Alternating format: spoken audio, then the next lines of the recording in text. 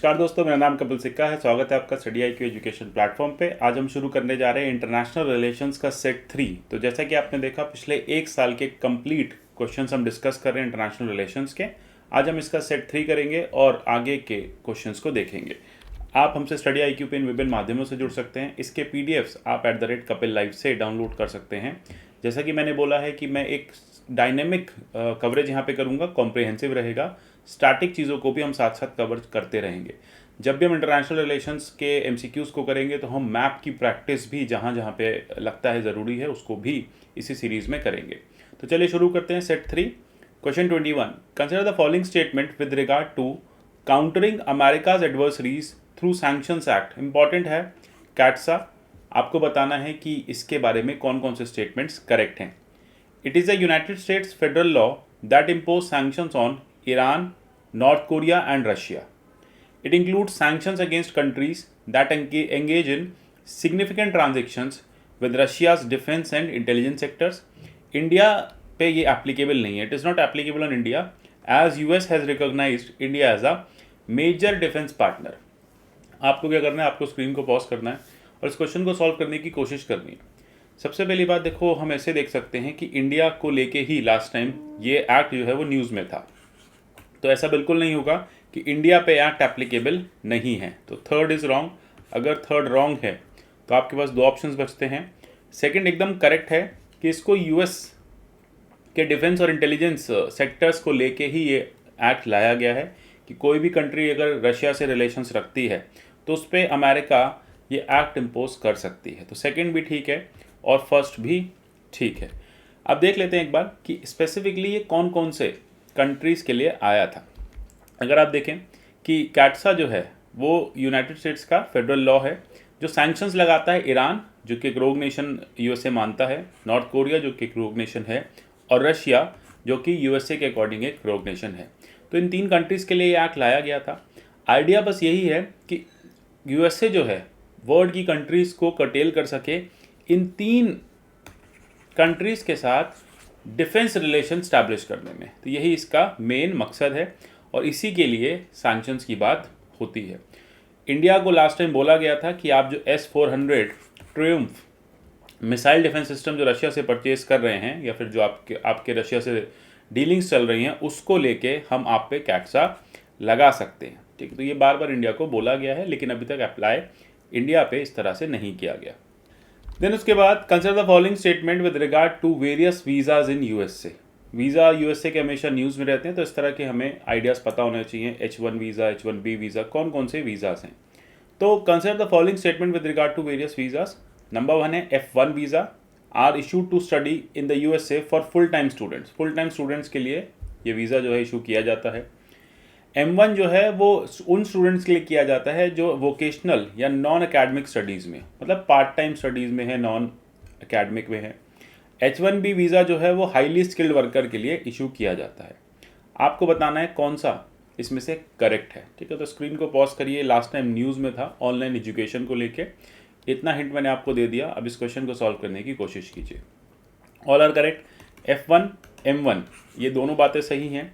क्या हुआ, F1 M1 visa वालों को USA ने ये कह दिया कि अब आपकी क्लासेस तो ऑनलाइन जा चुकी हैं, आप तो अपनी कंट्री में भी रह के देख सकते हो। ठीक है, तो इंडिया, चाइना, जहाँ जहाँ से वो आए हैं वहाँ पे उनको भेजने की तैयारी कर ली गई और ये कहा गया कि USA को खाली करो और वापस जाओ और वहाँ जाके आप इन वीज़ाज़ के थ्रू ऑनलाइन एजुकेशन की पढ़ाई करो, क्योंकि अब आपकी क्लासेस तो ऑफलाइन चल नहीं रही है तो आप US में रह के क्या करोगे। तो F1 वीज़ा उन स्टूडेंट्स को इशू किया जाता है जो फुल टाइम स्टूडेंट्स होते हैं USA में, और M1 वो होते हैं जो पार्ट टाइम एजुकेशन में एनरोल्ड होते हैं। और ये उन लोगों को होता है जो हमें पता ही है कि जो लोग बाहर से आके रहते हैं उनको वीज़ा की ज़रूरत पड़ती है। अब H1B वीज़ा जो है उसको भी ट्रंप ने सस्पेंड करने की बात की थी, जिससे इंडिया की एक बहुत मेजर स्किल्ड IT सेक्टर की वर्कफोर्स इम्पैक्ट हो रही थी। उसके लिए भी कहा था कि हम ये वीज़ा इशू नहीं करेंगे, वर्कर्स को वापस भेजेंगे। USA जो है IT सेक्टर में अपने ही लोगों को रिक्रूट करेगा। तो इसी के चलते ये तीनों वीज़ा न्यूज़ में थे। और सबसे बड़ी बात आपको एक ये भी पता होना चाहिए फैक्ट कि USA में जितनी भी यूनिवर्सिटीज़ हैं उसमें सबसे ज़्यादा स्टूडेंट्स जो बाहर के फॉरेनर्स हैं वो चाइना के हैं और चाइना के बाद इंडियंस हैं। ठीक है, तो चाइना जो है एक मेजर सोर्स है वहाँ पे स्टूडेंट्स भेजने का, और नेक्स्ट जो मेजर सोर्स है वो है इंडिया। चलते हैं क्वेश्चन 23 की तरफ। रिसेंटली यूएई ने मेंशन किया है कि वो इंडिया को 5th और 6th freedom of air agreement में देने के लिए इंटरेस्टेड नहीं है। ये किसके रिगार्डिंग है? ये रिगार्डिंग है ओपन स्काई एग्रीमेंट के। तो आपको बताना कौन सा इसमें से करेक्ट है।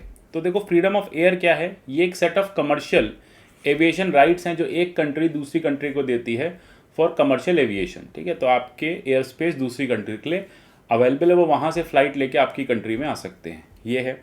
5th freedom of air includes right to fly from a foreign country to another. यानी अगर आप एयर इंडिया है, वो चाइना से फ्लाई कर रहा है और रशिया जा रहा है, तो वो इंडिया में एक नॉन टेक्निकल हॉल्ट लेके जा सकता है। ये बात यहाँ पे लिखी है कि 5th फ्रीडम का मतलब ये होता है। 6th फ्रीडम ऑफ एयर का मतलब होता है कि जहाँ पे राइट है एक एयरक्राफ्ट को to fly between 2 foreign countries on a flight originating और an ending in one's own country. मतलब आप 2 फॉरेन कंट्रीज़ के बीच में फ़्लाइट को ऑपरेट कर सकते हैं। या तो वो फ़्लाइट आपकी कंट्री से स्टार्ट होनी चाहिए, जैसे चाइना से रशिया के बीच में अगर फ़्लाइट ऑपरेट करता है एयर इंडिया, तो चाइना से चली, रशिया पहुंची और रशिया से फिर इंडिया आ गई। तो इस तरह से 6th फ्रीडम को कहा जाता है। ये आपको बताना है सही है या नहीं है। तो जल्दी से इस क्वेश्चन को, स्क्रीन को पॉज करो और क्वेश्चन को सॉल्व करने की कोशिश करो। आपको बताना है कौन सा करेक्ट है। तो बहुत सिंपल है, इसका 1 करेक्ट है। ठीक है, यूएई ने इंडिया के साथ ओपन स्काई एग्रीमेंट का एक्सप्रेशन दिया है। ओपन स्काई में क्या है कि इंटरनेशनल पैसेंजर्स और कार्गोज अनलिमिटेड जा सकते हैं। ठीक है, तो याद रखने वाली बात है कि ओपन स्काइज के बीच में unlimited number of flights operate हो सकती हैं। इंडिया का 109 कंट्रीज़ के साथ ये पैक्ट है। इसमें क्या होता है, आप अनलिमिटेड फ्लाइट्स को अपनी कंट्री से दूसरी कंट्री में और वहाँ से आपकी कंट्री में फ्लाइट्स आ सकती हैं। अब फ्रीडम ऑफ एयर को देख लेते हैं। That was formulated as a result of disagreement over extent of aviation liberalisation in convention on international civil aviation, जिसको आप शिकागो कन्वेंशन भी कहते हैं। कंट्रीज शिकागो कन्वेंशन को एक्सेप्ट नहीं करना चाहती थी, इसलिए 5th freedom of air, 6th freedom of air जैसी बातें आई। 5th फ्रीडम ऑफ एयर क्या कहता है? ये कहता है कि आप अपनी फ्लाइट्स को 2 फॉरेन कंट्रीज़ के बीच में ऑपरेट करा सकते हैं, प्रोवाइडेड उसका एक ओरिजिनेटिंग पॉइंट या हॉल्टिंग पॉइंट या फाइनल रेस्टिंग पॉइंट आपकी कंट्री में हो। ठीक है, तो ये होता है 5th freedom of air. 6th freedom of air includes right to fly from a foreign country to another while stopping for a non technical reason at your country. तो जो स्टेटमेंट तो उसको ऑपोजिट कर लो। 5th फ्रीडम का ये definition है, 6th का ये है। अब देखते हैं क्यों यूएई नहीं देना चाहता इंडिया को 5th फ्रीडम। देखो, इससे क्या होगा, एयर इंडिया जो है वो यूएई से फ्लाइट ऑपरेट कर पाएगी, यूएई के पैसेंजर्स को लेके लेटस से यूरोप जाती है। ठीक है, तो इससे क्या होगा, जो यूएई की अपनी एयरलाइंस है, ठीक है, जो अपनी यूएई एयरलाइंस है, उसको लॉस हो सकता है, बिल्कुल कंपटीशन क्रिएट हो जाएगा। तो कंट्रीज इस तरह के एग्रीमेंट्स नहीं करना चाहती हैं। 5th freedom of air, 6th freedom of air इसलिए नहीं देना चाहती हैं क्योंकि इससे उनकी अपनी एयरलाइंस को भी कहीं ना कहीं कंपटीशन फेस करना पड़ेगा। इसलिए यूएई को लगता है कि इंडियन एयरलाइंस यूएई से ऑपरेट करने लगेगी तो फिर यूएई के लिए कंपटीशन बढ़ जाएगा। तो ये सारे रीजंस यहाँ पर हैं। अब चलते हैं क्वेश्चन 24 की तरफ। Consider following statement with regard to UN special reporter, it is associated with human rights council. बहुत न्यूज़ में रहता है। These are human rights experts with mandates to report and advise on human rights from a thematic or country specific perspective. They are not United Nations staff members and do not receive financial remuneration. आपको बताना है which of the following is correct. Simple है, इसको pause करो, reply देने की कोशिश करो। बहुत ईजी ये क्वेश्चन है। All are correct. देखो, रिसेंटली यूएन ने क्या किया, उन्होंने made public their 3rd communication forwarded to India since 5 अगस्त 2019। ठीक है, तो जो इनके स्पेशल रिपोर्टर्स थे, उन्होंने इंडिया को बोला कि भाई जो आपने 370 हटाया था उसके बाद ह्यूमन राइट वायलेशन हो रही है, तो इस वजह से लोग न्यूज़ में थे। तो स्पेशल प्रोसीजर्स क्या है कि they are independent human rights experts. ठीक है, इंडिपेंडेंट है, यूएन से रिलेटेड है बट इंडिपेंडेंट है। ये टाइम टू टाइम एडवाइस करते रहते हैं कंट्री स्पेसिफिक, थीम स्पेसिफिक या किसी भी पर्सपेक्टिव पे यूनाइटेड नेशन को। दूसरी बात है, ये इनको स्पेशल रिपोर्टर इसलिए कहा जाता है क्योंकि इंडिपेंडेंट होते हैं और यूएन के साथ अलग से काम करते हैं। ये 5 मेंबर्स के साथ काम करते हैं, मतलब इसमें 5 मेंबर्स होते हैं और हर रीजन से ये लाए जाते हैं। तो Asia, Africa, Latin America, Caribbean, eastern European, western group से इनको लाया जाता है।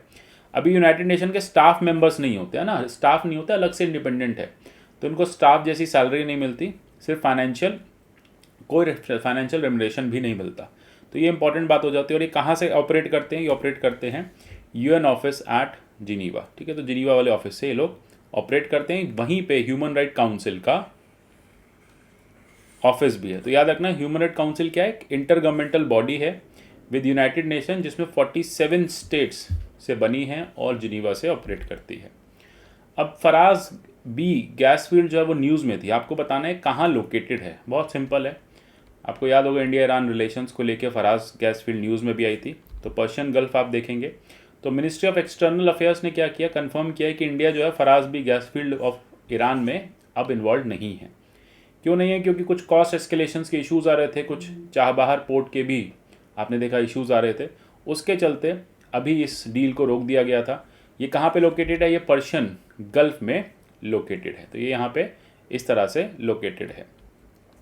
चलते हैं with regard to air bubble agreement, consider the following statements. बहुत न्यूज़ में था कोविड के टाइम पे। ये टेम्परेरी अरेंजमेंट है between countries aimed at restarting commercial passenger services when regular international flights are suspended.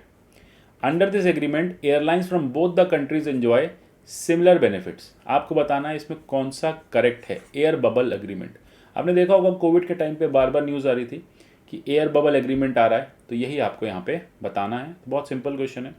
तो देखेंगे बोथ आर करेक्ट, दोनों ही स्टेटमेंट करेक्ट हैं। इनको आप ट्रांसपोर्ट बबल भी कहते हैं या एयर ट्रैवल अरेंजमेंट भी कहते हैं। ये टेम्परेरी अरेंजमेंट्स थे कंट्रीज़ के बीच में कोविड-19 पेंडेमिक को देखते हुए। जैसे जर्मनी इंडिया स्टार्ट हुआ, इंडिया सिंगापुर स्टार्ट हुआ, तो इंडिया ने Afghanistan, Canada, France, Germany, Maldives, Qatar, UAE, United kingdom, USA, बहुत सारी कंट्रीज़ के साथ टाइम टू टाइम इस एयर बबल को स्टार्ट किया। तो ये टेम्परेरी अरेंजमेंट था। ठीक है, तो उसी कंट्री से उसी कंट्री के बीच में, मतलब दो रेसिप्रोकेटिंग कंट्रीज़ के बीच में फ़्लाइट्स जो है वो ऑपरेट होंगी। चलते हैं क्वेश्चन 27 की तरफ। With regard to India Pacific Ocean initiative IPOI, आपको बताना है which of the statement is correct. अब इसका एम क्या है? To strengthen maritime boundaries. It is an initiative under international maritime organisation.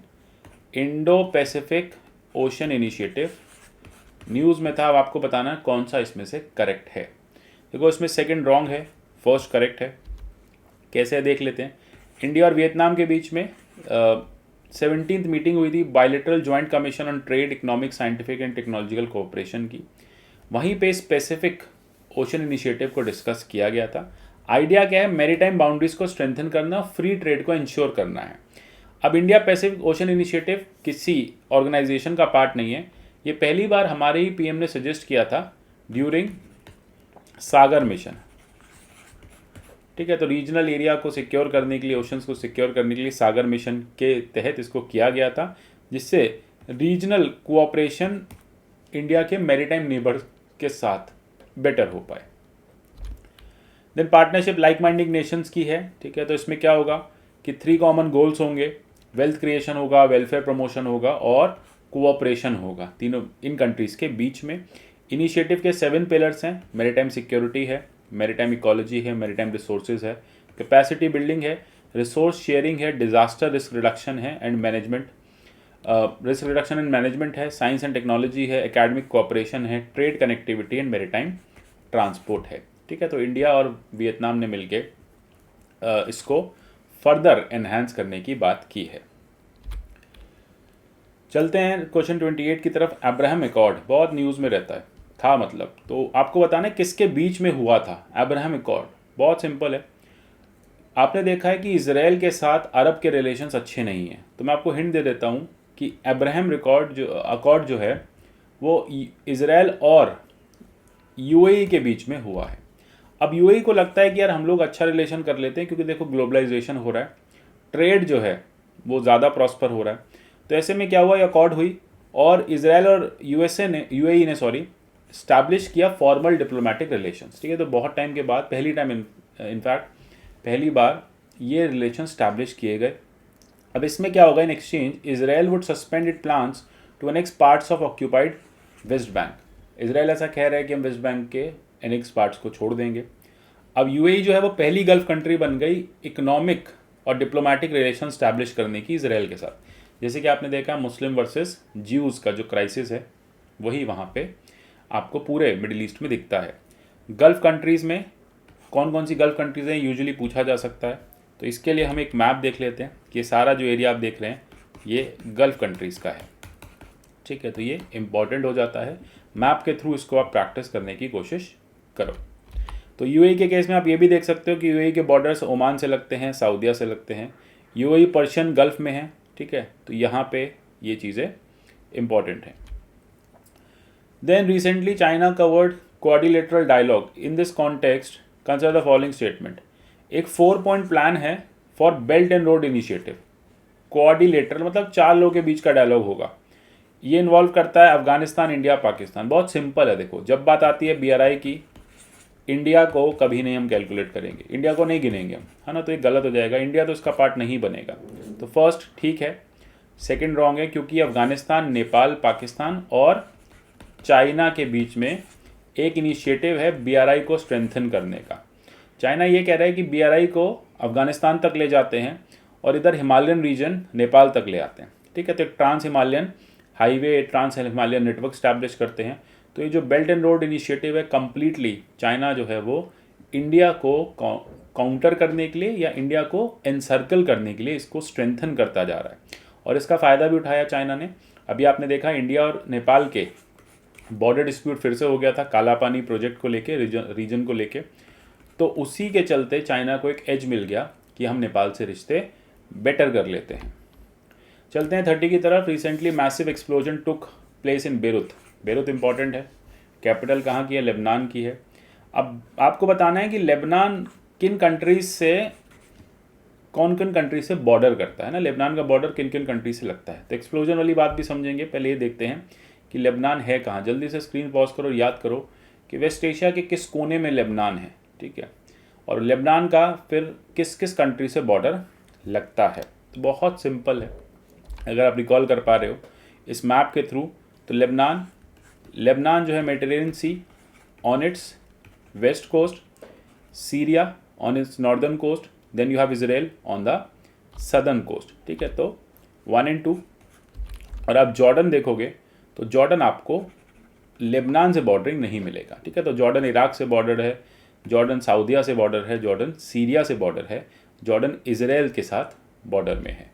तो यही है कि रिसेंटली क्या होता है लेबनान में, बेरूत में एक एक्सप्लोजन आपने देखा होगा, याद होगा आपको, बहुत बड़ा एक्सप्लोजन था। अमोनियम नाइट्रेट का एक्सप्लोजन था, पोर्ट के पास वेयर हाउस में अमोनियम नाइट्रेट पड़ा हुआ था और एक्सप्लोड कर गया था। अब ये अमोनियम नाइट्रेट यूज़ कहाँ होता है, ये माइनिंग में और कंस्ट्रक्शन में माइल्ड एक्सप्लोजन्स करने के लिए यूज़ होता है ना। तो इसको आप कमर्शियल एक्सप्लोजिव के नाम से भी जानते हो। कमर्शियल एक्सप्लोजिव्स वो होते हैं जो माइनिंग के टाइम पे, आपने देखा होगा कि एक एक्सप्लोजन से बिल्डिंग गिरा दी जाती है, ठीक है, कंस्ट्रक्शन के टाइम में या बिल्डिंग तोड़ने के टाइम में। तो ये वही कमर्शियल एक्सप्लोजिव्स होते हैं जो कमर्शियल पर्पस के लिए यूज़ किए जाते हैं। इसका मेन कंपोनेंट क्या है, ANFO, एमोनियम। ये एक मेन कंपोनेंट है अमोनियम नाइट्रेट फ्यूल ऑयल का भी। तो ये चीज़ें इंपॉर्टेंट है।